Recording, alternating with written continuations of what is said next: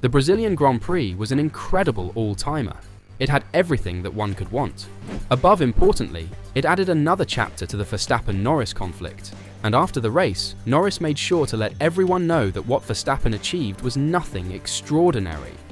But Verstappen was having none of it and launched a full-fledged attack on Norris, the FIA, and, most especially, the British media. Are we in for a treat during the last 3 races? And what will the FIA do to Verstappen this time? Things started to spiral out of control. It all began when Lando Norris stated that Max Verstappen drove well at Interlagos on Sunday, but also got a bit lucky with how the race turned out. Norris had pitted while following George Russell for the lead, but a red flag immediately after Verstappen had not pitted put him in ahead of the McLaren driver on the circuit when the race resumed. Norris spoke to the regulation that allows drivers to choose their tyres when races resume after a red flag, stating that every driver has disagreed with it in the past, with Verstappen benefiting from not pitting before to the red flag on Sunday. He drove well, and he got a bit lucky, Norris said of Verstappen's drive to Sky F1 after the checkered flag at Interlagos. You know, it's just they got lucky. A rule that no one agrees with, probably them today. They're going to agree with it, but every driver has disagreed with it in the past, and today it benefited them. It could have benefited us if we just stayed out, but that's a stupid thing to think of. Just a bit unlucky today, nothing more. Of course, disappointing with the result, and could have been better, but we'll keep pushing. Verstappen didn't care. He understood the regulations, and Red Bull expected a red flag. Thus, Max Verstappen exhaled a great sigh of relief following his amazing victory in the rain-soaked Brazilian Grand Prix. While his nearest title opponent Lando Norris stumbled, Verstappen kept his nerve with a perfect wet effort, serving up an incredible 17 fastest laps as he climbed from 17th on the grid to victory. Despite barely putting a wheel wrong, his opponents went off track and duffed the barriers, making Verstappen's wet performance possibly his best. His victory, along with the extra point for setting the fastest lap, extended his advantage over Norris, who had started on pole, to 62 points. Verstappen may win his 4th consecutive title in the Las Vegas Grand Prix, after this year's Drivers' Championship battle ended on lap 43 in Brazil. As Verstappen passed Esteban Ocon for the lead, Norris drove wide into turn 1, finishing 6th. Verstappen won his first Grand Prix since the Spanish GP on June 23rd, thereby ending Norris's small championship hopes. Verstappen elaborated, "This was, of course looking at it now, incredibly important, because in a way, I was expecting to lose points. From now, I just want clean races to the end of the season. I am not thinking about clinching the championship in Vegas or whatever. I just want clean races. That was important. I wanted to win a bit sooner, but it's been tough for us. We always kept pushing. We didn't really understand why the others were so fast in the race. I've been trying a lot of things to improve the car. Starting P17 this morning didn't look like we're going to win the race again. So, it's an incredible result for us. A massive boost for the team because honestly it's been tough, but it is also a big strength of the team to stay calm and just try to work on performance and try to improve our situation. I'm confident for the last 3 races that we can fight again and, especially in the race, that we will be more competitive." Verstappen confessed he intended to destroy the team's garage after an untimely red flag in qualifying, combined with a 5-place engine penalty, meant he would start the race in 17th place.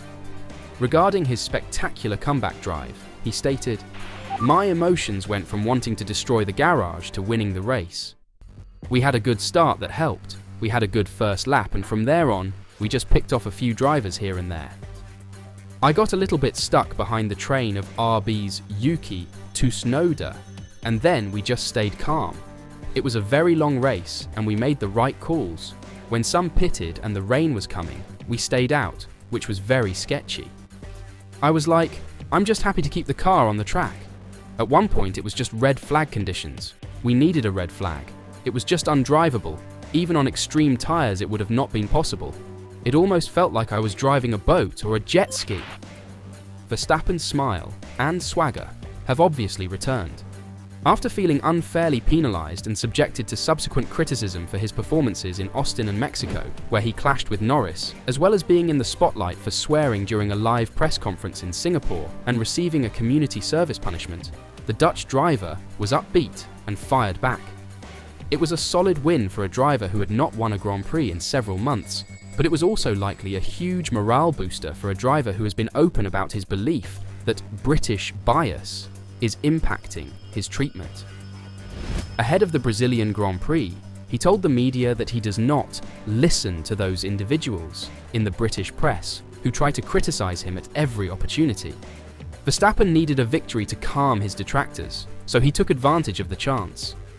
Verstappen was particularly talkative in the post-race press conference, discussing the significance of this race in his title pursuit, while also swapping jokes with fellow podium finishers Pierre Gasly and Esteban Ocon.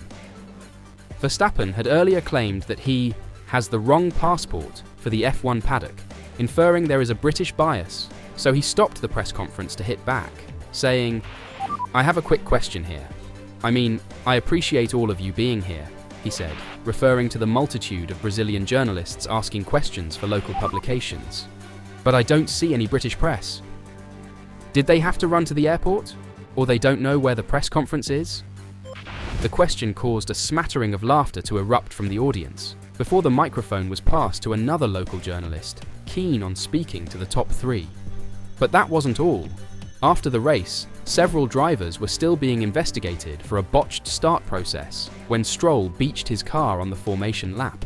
And the result will undoubtedly irritate some people, as McLaren's Lando Norris and Mercedes driver George Russell have each received a reprimand and a €5,000 punishment for violating the FIA's start protocol at Formula One's Brazilian Grand Prix.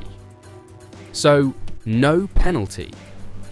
Verstappen will undoubtedly question the FIA about passports again following this one, especially when you look at the regulations, which clearly stipulates that drivers are obliged to return to the starting grid or stay there when the aborted start announcement appears. Pole sitter Norris jumped off the grid as the message appeared on the start gantry. In the chaos, the cars directly behind Norris followed his lead, including second-place starter Russell and both RB drivers Yuki Tsunoda and Liam Lawson. Others followed the rules perfectly and remained motionless, including Red Bull's eventual victor Max Verstappen, who was perplexed by what was going on. Eventually, each vehicle departed the grid to catch up with the rest of the train. The incident was reviewed after the race so that the FIA stewards could hear from the teams involved, and, late Sunday night, they penalised Norris and Russell for failing to follow the proper protocols. Norris and Russell, the front row starters who caused the commotion, were fined $5,000 and reprimanded for failing to follow proper protocol. Was that the correct decision? Should the FIA have been tougher, as it has been for Verstappen in recent weeks? The weekend was undoubtedly enjoyable, but the FIA made some controversial choices with safety cars, red flags, and Norris, McLaren, and Verstappen. Are they really biased towards the British? Or was it simply taken out of context? Let me know your opinions in the comments section below.